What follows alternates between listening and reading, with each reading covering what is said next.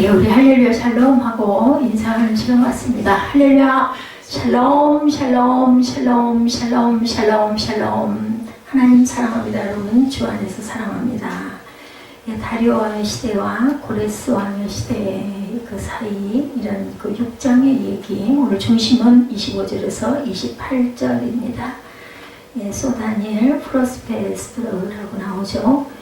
예, 주님이 우리를 항상 인도하시고 이끌어주시는 그러한 형통한 누구로? 다니엘로 인해서 어떻게 했기 때문에 자기 생명도 아까워하지 않고 주님 앞에 내어놓는 믿음이 있었기 때문입니다. 지난주 5장 주제가 25절, 26절, 28절까지 쭉 이어내려죠. 우리 지난번 25절부터 한번 쭉 봅니다.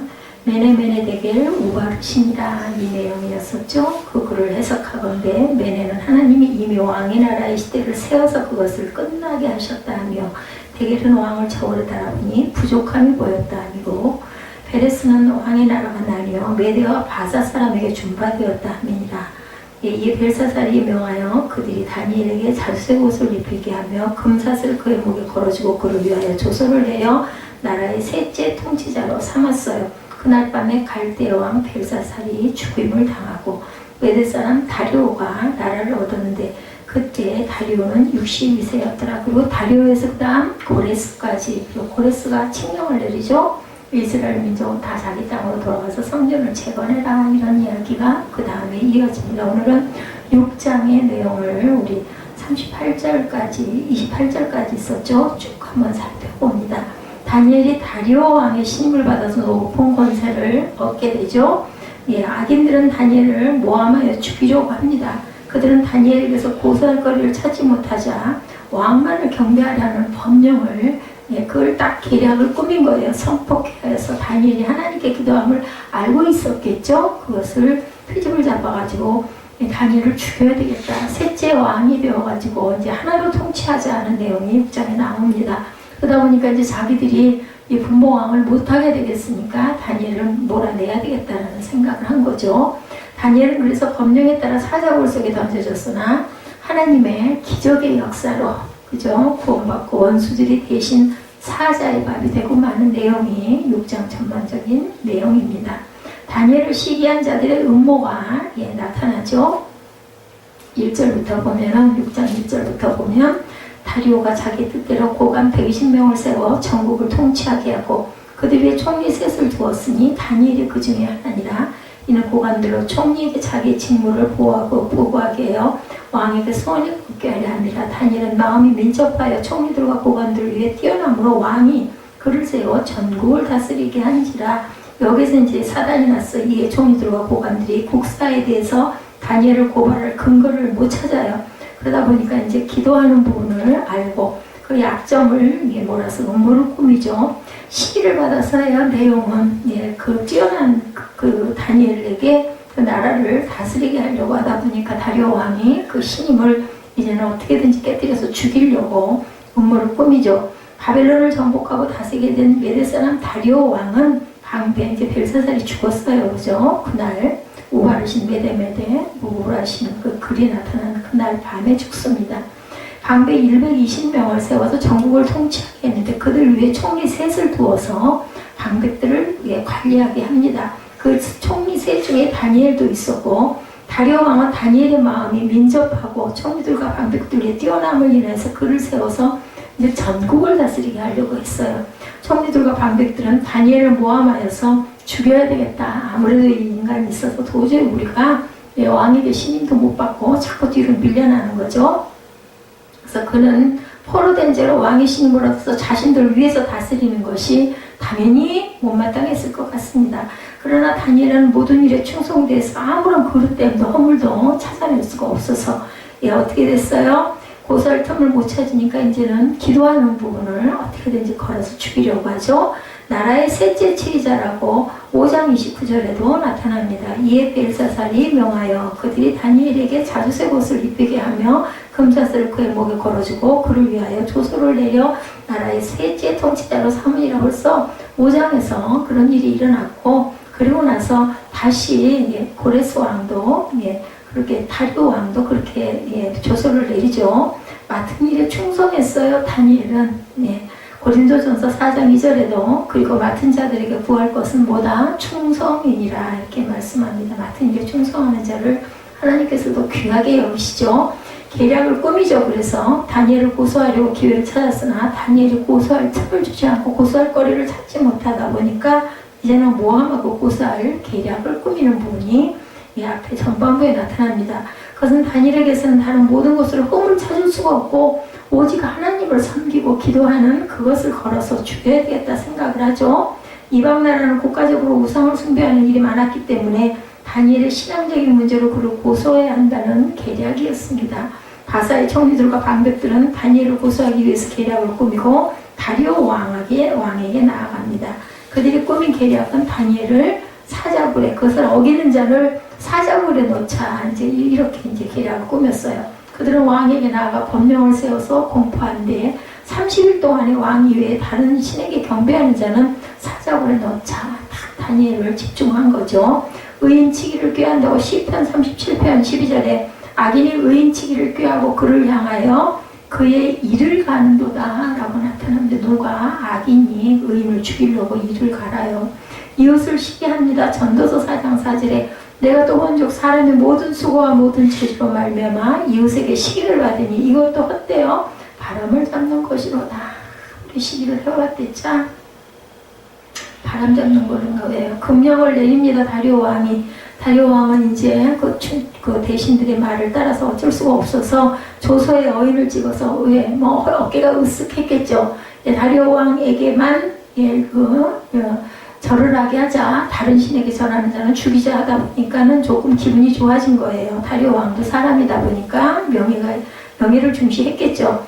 다리오 왕은 별 생각 없이 나만을 숭배한다니 이것도 나쁜 일이 아니지. 그러고는 어인을 찍어서 조서를 내립니다. 악인들이 이러한 방법으로 다니엘을 잡으려 한 데는 다니엘이 무슨 일이 있어도 하나님께 기도한다는 것을 알고 있었기 때문이죠.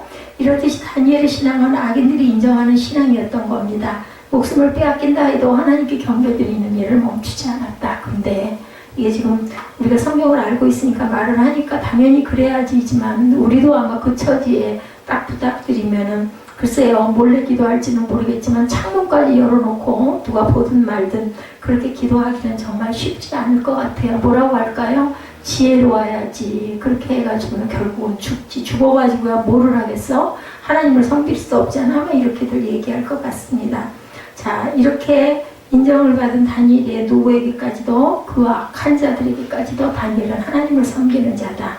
율례를 빙자하고 자네를 도모한다고 시편 94편 20절에도 율례를 빙자하고 재난을 꾸미는 악한 재판장이 어찌 주와 어울리리까. 악한 재판장은 절대로 하나님과 어울릴 수가 없죠. 또 부자도 거짓되다고 시편 62편 9절에도 슬퍼도다 사람은 입김이며 인생도 속임수이니 저울에 달면 그들은 입김보다 가벼우니라 이렇게 얘기합니다.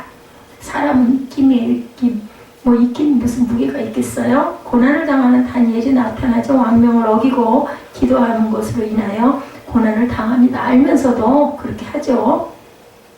그런데도 불구하고 다니엘은 하나님께 기도하는 것을 멈추지 않습니다. 하루에 3번씩 예루살렘을 향하여 무릎을 꿇고 동창을 열고 하나님께 늘 기도했죠. 감사의 기도를 했습니다. 목숨을 건 기도였죠. 다니엘은 자신을 모해하는 자들이 자신을 감시할 것을 알고 있었지만 절대로 흔들리지 않고 하나님께 경배하는 모습이 나타납니다. 성전을 향해서 기도했다고 열왕기상 8장 30절에 주의 종과 주의 백성 이스라엘이 이곳을 향하여 기도할 때 주는 그 간구함을 들으시되 주께서 계신 곳 하늘에서 들으시사 사하여 주옵소서.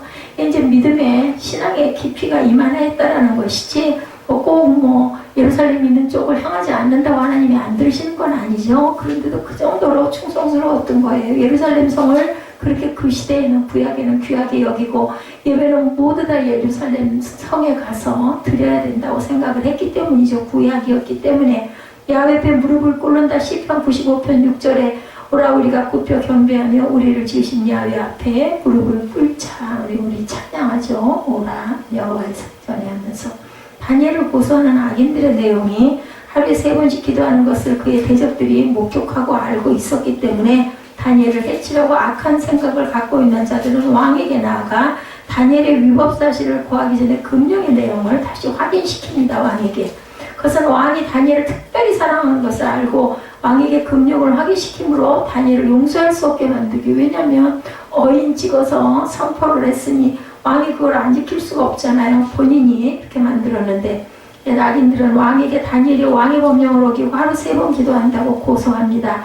그들은 이제 왕에게 다니엘을 죽이라고 정식으로 요구하죠. 이 일을 들은 다리오 왕은 번뇌에 빠집니다. 이거 죽이면 정말 너무 아까운데 이렇게 지혜롭고 영특한 자가 없는데 이런 아직 염려를 하는 거죠.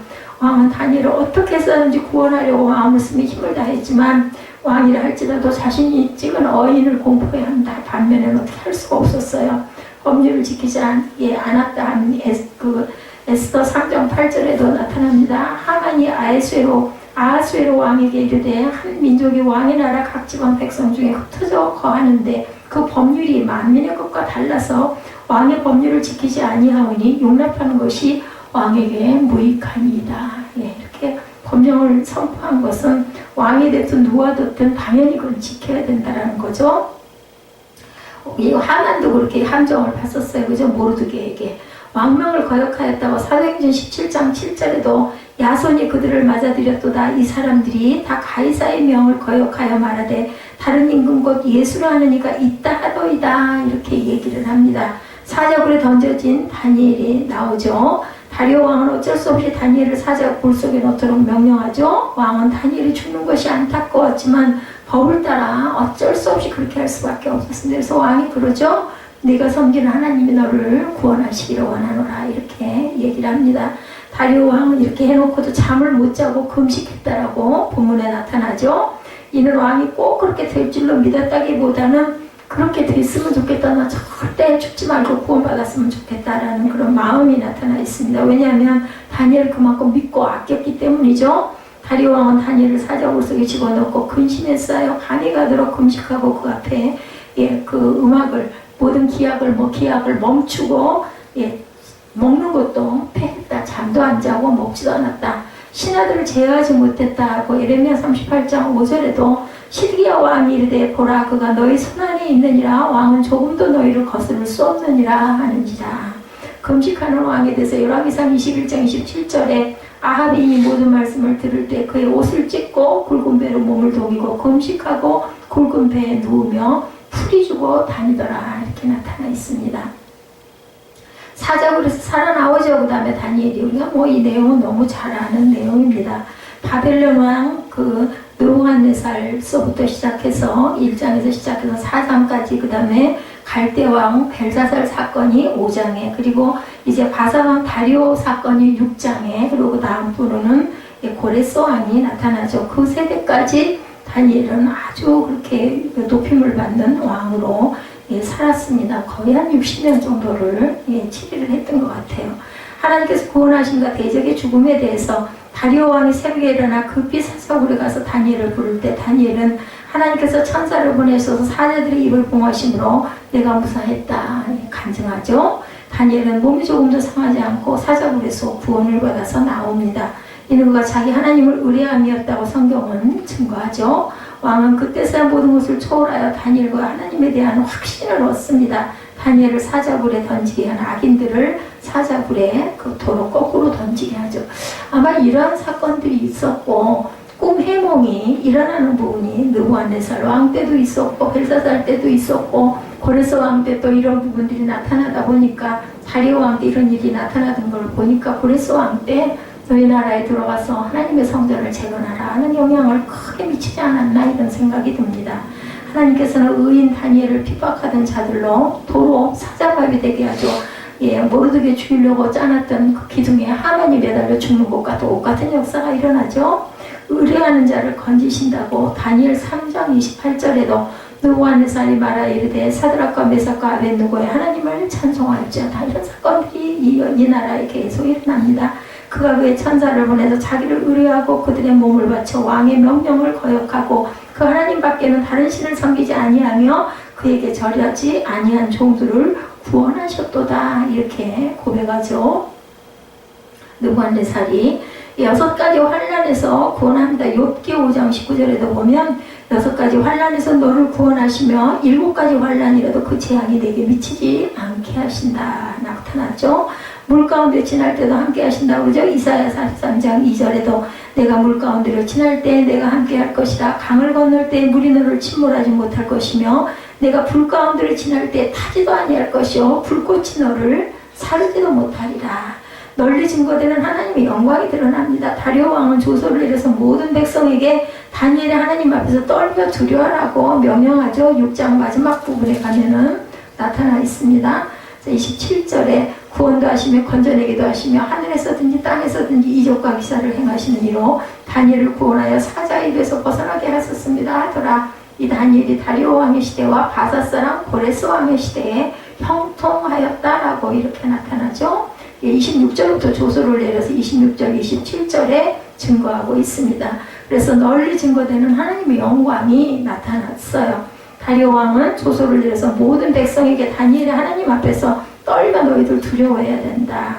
만민이 떨어야 한다고 시편 2편 11절에 야훼를 경외함으로 섬기고 떨며 즐거워할지어다. 경외한다라는 게 너무 좋아하면서도 그죠? 너무 조심스러워서 몸을 떠는 거죠. 떠는 마음, 그렇게 아주 항상 조심하는 마음이죠. 사시는 하나님의 음성이라고 신명기 5장 26절에 육신을 가진 자로서 우리처럼 살아계시는 하나님의 음성이 불 가운데서 바람을 듣고 생존한 자가 누구입니까? 하나님의 음성을 듣고 살아있는 자가 누구냐는 거예요. 구원의 노래로 애우신다고 시편 31편 7절에도 나 외에는 다른 신들을 내게 두지 말지니라 라고 말씀을 합니다. 예, 마지막 결론으로는 다니엘의 순교적인 신앙은 결국 그 자신을 사망의 올무에서 구원하였죠. 하나님의 영광을 널리 전파하게 합니다. 그로 인해서 성도는 다니엘 같은 신앙으로 사탄의 시험을 이기고 항상 승리하여야 되겠다. 믿음에 믿음을 더해야 되겠죠. 그때 하나님의 영광이 밝히 드러나게 된다라는 내용이죠. 우리가 자녀를 훌륭한 사람으로 키우고 싶은 것이 우리 어른들의 모든 근본적인 마음입니다. 누구나 그렇죠. 많은 부모들이 성경에서 그 표본을 찾는데 어린이 사역으로 평생을 지내는 사람은 다니엘을 표본으로 늘 말씀을 한다고 합니다. 하나님 중심으로 생각하고 판단하게 키우는 것이 자녀 교육의 성공이다. 예. 다니엘은 귀족의 아들로 태어나서 남부럽지 않은 어린 시절을 보냈는데도 그만 뜻하지 않게 전쟁의 소용돌이에 휘말려서 바벨론의 포로가 되고 말았어요. 남녀오다가 멸망하면서 그죠? 바벨론 포로가 돼서 끌려갑니다. 바벨론은 1차 침공 때 다니엘은 포로로 끌려가서 바사제국의 고레스 왕 때 다니엘 6장에 언급된 다리오는 고레스에게 위임받아 바벨론 지역을 다스린 일종의 지역왕이라고 나타나 있어요. 공직에 있었고 BC 605년부터 530년 동안 활동한 인물이다. 530년에서 605년을 빼면 65년 맞죠? 예, 그렇게 해서 포로였던 다니엘의 삶은 정말 파란만장이라는 단어가 적당할 것인데 파리복숭 같은 당시 다니엘로서는 이해하기도 받아들이기도 힘든 상황이었겠지만 하나님께서는 그 시대를 살았던 다니엘을 사용합니다. 다니엘의 삶에 개입하신 것이다. 이 어떤 그 장로에 계시는 목사님 간증에도 보니까 간암이 퍼져가지고 다 죽게 생겨 있는데도 아주 죽을 기를 쓰고 그런 분들이 계신 것 같아요. 막 고쳐달라고 아주 그렇게 울며 부르짖고 기도를 했다고 그러더라고요. 하나님이 고쳐주시기만 하면 제가 평생을 하나님 일만 하고 살겠습니다라고 그 꽤 이름이 있으신 나중에 이제 굉장히 교회가 부흥한 목사님이신데 그렇게 기도를 했더니 어느 날 너무 배가 아팠대요. 그래서 화장실을 7번인가 10번을 계속 갔는데 혈변을 그렇게 많이 쏟았다고 합니다. 혈변을 그렇게 쏟고는 그 다음에 병원에 와서 진찰을 했더니 암이 씻은 듯이 다 낫는 그런 기적의 역사가 일어나서 그 이후로 여러 가지 역사가 그 목사님을 통해서 기적들이 일어나가지고 교회가 크게 부흥해서 그렇게 아주 여러 가지 좋은 일들을 많이 하셨다라는 그런 내용을 제가 봤어요. 하나님께서 살리시려고 하면 의학 위에 계셔요. 하나님은 그렇기 때문에 살립니다. 그렇기 때문에 우리는 알아요. 어느 정도는 내가 이제 하나님 앞에 갈 때가 됐다, 아니면은 정말 이렇게 사단이 역사를 하고 있으니까 내가 죽어도 하나님께 부르짖어 기도해서 내가 나아야 되겠다, 이 마음이 하나님께서 그 마음을 주십니다. 제일 중요한 건 저는 평강의 마음처럼 중요한 건 없다고 생각을 해요. 평강하다고 해서 포기하고 그냥 뭐 하늘나라로 간다는 게 아니라 평강한 마음이 있음으로 인해서 모든 것을 극복할 수 있는 힘도, 희망도, 소망도 생기는 거죠. 그리고 우리는 그렇게 기도해야 돼요. 결국은 하나님께서 살려놓으시려면 살려놓으시고, 제가 이제 다 때가 돼서 할 일이 다 끝나서 가야 되면 하나님 고통 없이 아프지 않게 기쁨으로 하나님 만나러 가게 해주시옵소서 하고 기도해야 될 줄로 믿습니다. 그래서 다니엘 1장 8절에 다니엘의 삶에 개입하신 내용이 나타나 있죠. 하나님 중심에 살았던 다니엘은 자신에게 먹으라고 주는 음식이 우상 앞에 두었던 더러운 음식이라는 걸 알아서 굉장히 지혜로워요. 다니엘이 알고는 그것이 자신의 영성을 어지럽고 죽인다는 것까지도 짐작을 합니다. 그런데 우리 신약에 보면은 먹는 음식은 별 문제가 없다고 바울은 얘기합니다. 그런데 그것은 믿음대로예요. 내 마음에 거리낌이 오면 안 먹는 거고, 그리고 나는 그거 먹어도 괜찮은데 옆에 초신자가 있어가지고 아니 그 고사 음식을 왜 먹어요? 뱃살이 같은 거 이상하지 않고 안 되잖아요 하면은 그냥 참고 그러게요, 먹지 맙시다 그러고 안 먹는 게 옳다고 그러죠. 근데 다니엘은 그랬던 거예요. 그 더러운 음식 나는 안 먹을 거야 라고 생각을 한 거죠. 그리고 뜻을 정합니다. 그 어린 다니엘의 엄청난 결단에 단번에 반하셨어요. 하나님께서는 이 다니엘서를 보면 그렇죠. 다니엘에게 지식을 얻게 하시고 학문과 재주에 명철하게 하십니다. 또한 모든 이상과 몽조를 깨달아 알게 하니까, 그랬으니까 그 꿈 해몽을 그렇게 기가 막히게, 꿈을 꾼 본인도 무슨 꿈인지 잘 꿨는지 안 꿨는지도 모르는 그거를 정확하게 알고 얘기를 하죠. 두 번째로 수동적 신앙에서 능동적 신앙으로 키우는 것이 자녀 교육의 성공이다라고 나타납니다.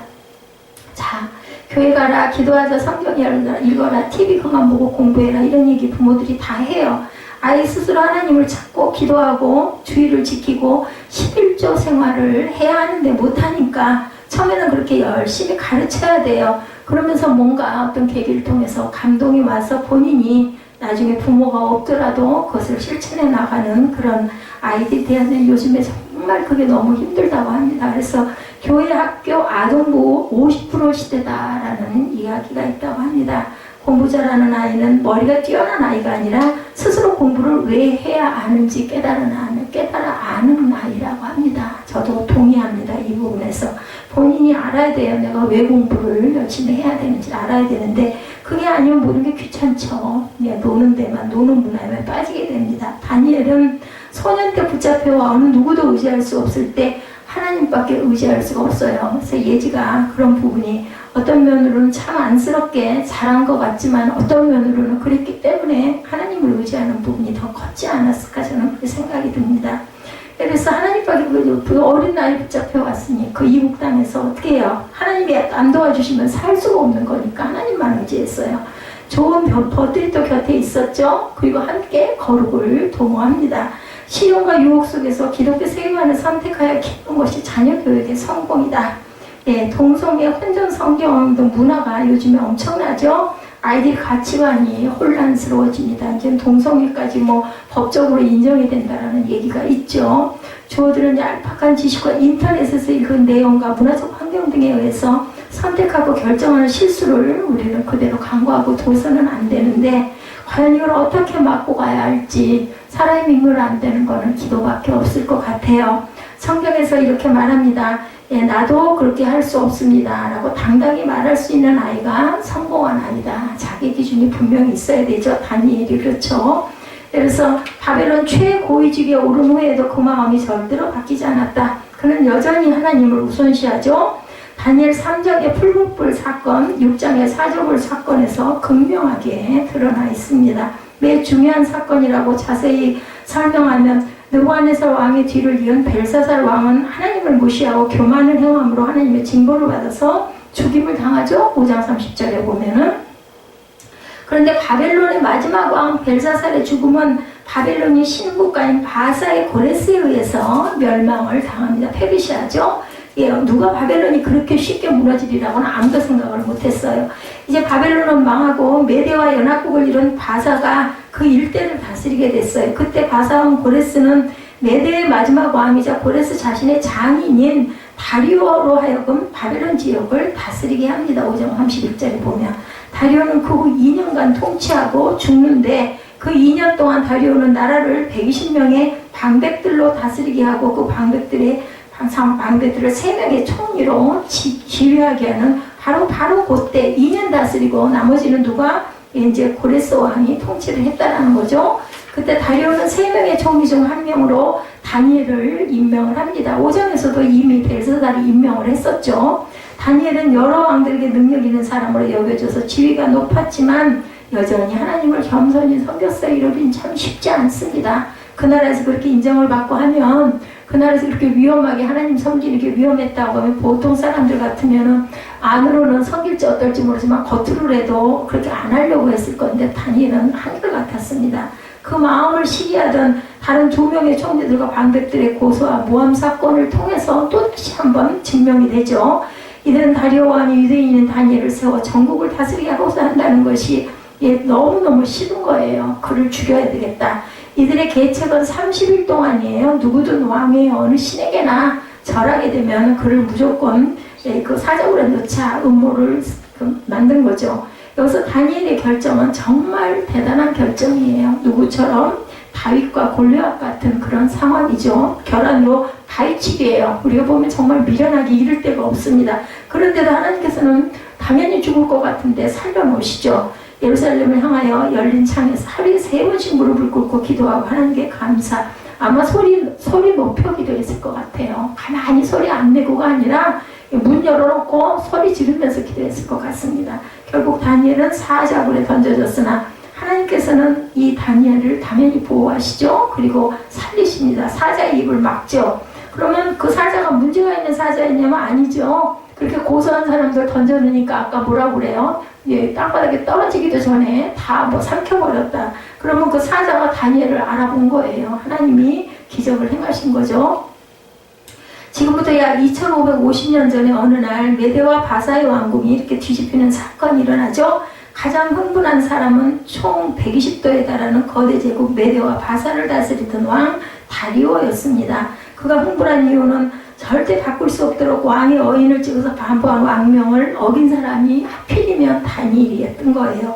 신하들은 다 알았지만 왕은 몰랐죠. 그것 때문에 그런 금령을 내리게 한 줄은 몰랐습니다. 너무나 안타까워요. 다니엘은 총리 3명 중에 1명이었고 다리오가 가장 신이 많은 사람이었기 때문에 다리오 왕이 안타까워했다.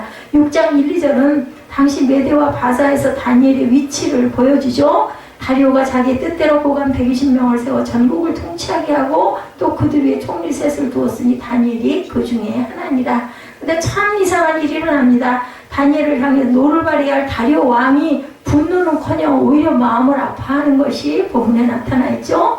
왕명이 발명되고 며칠이 지났을 때 신하들 몇 사람이 다리오에게 와서 다니엘이 왕명을 어겼으니 사자굴에 던져야 합니다 라고 얘기를 하죠. 다니엘 6장 13, 14절에 그들이 왕 앞에 말하 이르되 왕이여 사로잡힌 유다 자손 중에 다니엘이 왕과 왕의 도장이 찍힌 금령을 존중하지 아니하고 하루 3번씩 기도하나이다 하니 왕이 이 말을 듣고 그로 말미암아 심히 근심하여 다니엘을 구원하려고 마음을 쓰며 그를 건져내려고 힘을 다하다가 해가 질 때까지 이르렀더라. 얼마나 안타까웠으면. 저도 요즘에 사극을 조금 보는데 틀어놓고 보니 역사에 도움이 좀 되기도 하고 그래서 보는데 왕도 자기 마음대로 절대로 못했더라고요. 종신들이 막 그거 주장하면은 할 수가 없어요. 자기 자녀도 벌을 주고 자기 자녀도 보면은 사탈관직을 해서 저기 왕자도 공주도 그 서민이 돼가지고 귀향을 보내는 일들도 있더라고요. 저도 처음 알았어요. 그것을. 다리오도 그랬겠죠. 그의 나라에 대해서 우리가 생각해 봐야 되는데 여기 나보살이로부터 시작이 되죠. 처음에 왕이 여기 성경에는 안 나와 있는데 나보폴리살은 주전 626년에 신바벨론 제국을 세운 왕이에요. 바벨론. 성경은 신바벨론 제국을 그냥 바벨론이라고 부르고 있습니다. 왜냐하면 역사 속에 이 이야기가 빠져있기 때문에 도대체 무슨 일인가 하고 알 수가 그런 생각들 한다는 거죠. 주전 605년에 이 나라를 이어받아 전성기를 맞이하게 한 인물은 바로 그 유명한 느부갓네살. 누구로 인해서 그 나보폴리스라는 폴라살이라는 이 사람이 신제국을 세운 게 바벨론 신제국을 세우고 그리고 그거를 이어받은 게 느부갓네살 왕이었다. 그는 주전 605년부터 주전 562년까지 43년 동안 통치하면서 제국의 황금기를 열어갑니다. 그리고 그러나 영원한 것처럼 보이던 초강대국 바벨론을 깜짝 놀랄 정도로 일찍 무너지는데 느부갓네살 이후 4대만이죠. 4대. 주전 539년 나보니두스 때 메대와 바사에 의해서 무너지는 역사. 그래서 성경에는 나보니두스가 나오지 않고 벨사살이 등장하는데 일반 역사 기록에 벨사살이 없다 보니 성경을 믿을 수 없다라고 얘기하는 사람들도 있다는 거죠. 근데 19세기 고고학자들은 나보니두스가 17년 동안 재위 기간 중에 10년 정도의 기간을 아라비아의 테이마에 거주하면서 맏아들인 벨사살에게 나라를 맡겼다라는 고사가 나와 있다고 합니다. 그러니 이 벨사살은 바벨론의 마지막 통치자인 셈이다. 다니엘서 5장은 벨사살이 다스리던 바벨론 제국이 메대와 바사의 연합국에게 무너지고 나라가 다리오에게 이제 페르시아에게 넘어가죠. 그것이 드러난 거죠. 다니엘 5장 30절에서 31절에 그날 밤에 갈대 왕 벨사살이 죽임을 당하였고 메대 사람 다리오가 나라를 얻었는데 그때 다리오는 62세였더라. 그래서 2년 통치했다고 나오죠. 이때가 주전 539년 10월 12일이다. 이 연도를 듣고 저도 여러 번 기록을 해도 잊어버려요. 잊어버리더라도 우리는 한 번씩 보면서 몇 년 정도 일했었구나는 대강은 알아야 됩니다. 다리오 왕은 거대 제국 바벨론을 무너뜨린 영웅이었어요. 그는 높이가 14m에 그 본 성벽의 길이가 8km, 추가 성벽의 길이는 27km에 이르렀고 성벽 두께가 4m에서 8m까지 이르는 두 개의 성벽으로 에워싸인 난공불락의 도성 바벨론을 함락시켜요. 천하가 그 발 아래 있었습니다. 다리오 왕 때. 그렇다면 이처럼 위대한 다리오가 내린 명령이 도대체 무엇이었나? 당시 왕의 신하들의 고민거리는 다니엘을 제거하는 것이었기 때문에 명령을 내릴 수밖에 없었다. 다니엘은 본래 바벨론에 의해 포로로 끌려온 남왕국 유다의 소년이었습니다. 다니엘이 포로가 된 것은 주전 605년 부친으로부터 왕위를 이어받은 바벨론의 느부갓네살이 정복전쟁을 펼치면서 유다를 정복하고 거기서 똑똑하고 귀족 출신의 소년들을 일부러 데려간 거예요. 거기서 자기 나라에 가가지고 여러 가지를 가리켜서 써먹으려고. 당시 느부갓네살은 유다를 완전히 멸망시키지 않고 일부 귀인들을 잡아가는 것으로 그쳤어요. 다니엘도 그때 포로가 된 거죠. 근데 다리오가 그런 포로 출신인 다니엘을 절대적으로 신임하여서 3명의 총리 제도를 없애고 다니엘을 단일 총리로 세우고 했어요. 3명도 이제 싫고 이제 다니엘 하나로 온전한 총리를 다 다스리게 하려고 하다 보니까 이제 이런 모략을 받게 됐죠. 그래서 나중에 다니엘이 꿈 해몽해 주면은 그 벨사살 때 그런 얘기하죠. 내가 너에게 자색 옷을 입히고 그 새 왕 중에 하나로 만들겠다 했더니 아이고 그거 상관없습니다. 왜냐면 얼마나 거기서 그런 그 음모가 있다는 걸 이미 알았겠죠. 다니엘이. 다니엘 6장 3, 4절에 다니엘은 마음이 민첩하여 총리들과 고관들을 위해 뛰어남으로 왕이 그를 세워 이게 전국을 다스리게 하고자 한지라. 이게 총리들과 고관들이 국사에 대하여 다니엘을 고발할 근거를 찾고자 하였으나 아무 근거 아무 허물도 찾지 못하였으니 이는 그가 충성되어 아무 그릇됨도 없고 허물도 없으면 얼마나 청명결백했으면 아무리 찾아내도 허물이 없었다라는 거죠. 이래서 결국은 죽이는 음모를 일으킨 겁니다. 영웅은 용감하기는 하나 어리석기가 쉬운데 어리석은 어디에서 교만에서 비롯된 다니엘의 성품이 나타나죠. 30일 동안 모든 사람으로 하여금 어떤 신에게도 기도하지 못하게 하고 오직 왕에게만 기도하게 하자는 말에 다리오는 그만 교만해져서 간교한 신하들의 꼬임에 넘어갑니다. 그래서 바로 그 내용이 왕명으로 공포가 되죠. 다니엘 6장 6절 이하에 이에 총리들과 고관들이 모여 왕에게 나아가 그에게 말하되 다리오 왕이여 만수무강하옵소서. 나라의 모든 총리와 지사와 총독과 법관과 관원이 의논하고 왕에게 한 법률을 세우며 한 금령을 정하실 것을 구하나이다.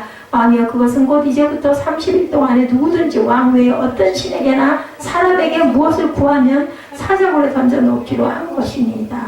다시 가르쳐주죠. 왕에게. 그런즉 왕이 원하건대 금령을 세우시고 조서의 왕의 도장을 찍어 메대와 바사에 고치지 않은 규례를 따라 그것을 다시 고치지 못하게 절대로 고치지 못하게 하라는 거예요. 이에 다리오 왕이 조서의 왕의 도장을 찍어 금령을 냅니다. 이 부분 신하들이 다니엘을 제거하기 위한 하나의 수단이었습니다. 왕은 신하들의 그 아부 속에 담긴 비수를 당연히 깨닫지 못했을 것이고 결국 그들의 의도대로 다니엘이 걸려들었지만 그 위에 계신 하나님이 다니엘을 건지는 사건이 쭉 나타나죠. 다니엘은 왜 그것을 알고도 왕명을 어겼을까?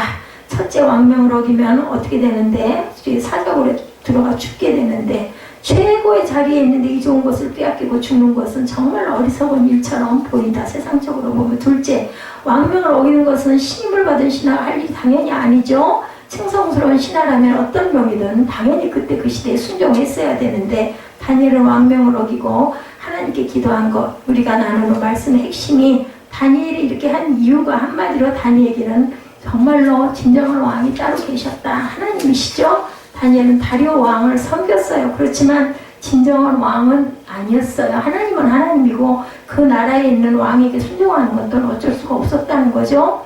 다니엘은 메대와 바사 제국에 살았어요. 그러나 그 속에 그 진정한 나라는 메대와 바사가 아니라 하나님이 통치치 않은 하나님의 나라였다. 이런 마음가짐으로 우리가 살아야 된다는 거죠. 그는 다리오 왕의 어리석은 명을 지켜 목숨을 연명하려 하지 않았다. 절대로. 왜냐하면 어차피 한 번 살다 가는 인생이라는 거죠.